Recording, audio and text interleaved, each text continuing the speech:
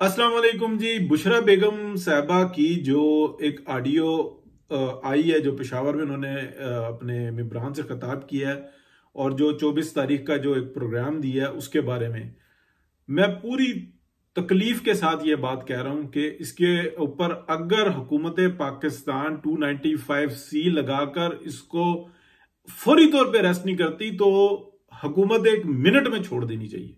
और ये कह के छोड़नी चाहिए कि इनके पीछे इतनी बड़ी सपोर्ट है कि हम कुछ करने के काबिल नहीं है। इस कदर यानी कि डजन्स ऑफ लोगों ने यह बात बार बार कही है, मैंने भी उस बात को दोहराया कि जहां ये शख्स इमरान खान इस मुल्क से बाहर निकला, यानी कि यूरोप अमेरिका किसी जगह पे पहुंचा, तो उसने फौरी तौर पे नबूवत का ऐलान करना।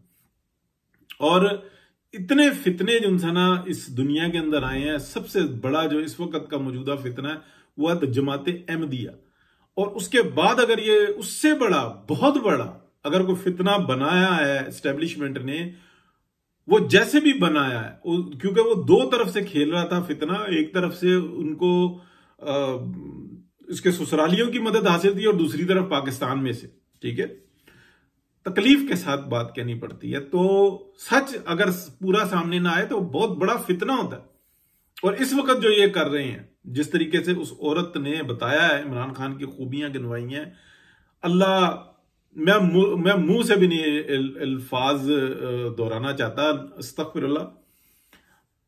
और तमाम ये जो हमारे भाई हैं जो पीटीआई में और मेंबर बनने के लिए और आगे आने के लिए जो पीटीआई के जो रुकन है, हमारे भाई हैं, रुजू करें, फौरन उलमा से रुजू करें और अपनी दुरुस्तगी करें।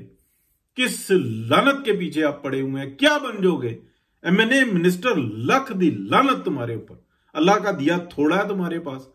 किस लालच और हिरिस में पड़े हुए हो? दीन गया तो फिर पीछे बचा क्या? क्या उस औरत ने बकवास किया वहां पे? छोड़ दें वो कौन सी तहरीकें कामयाब होती हैं, इमरान खान की आजादी और पाकिस्तान की आजादी। लानत है तुम सबके ऊपर जो जो इस फितने के पीछे लगे हो।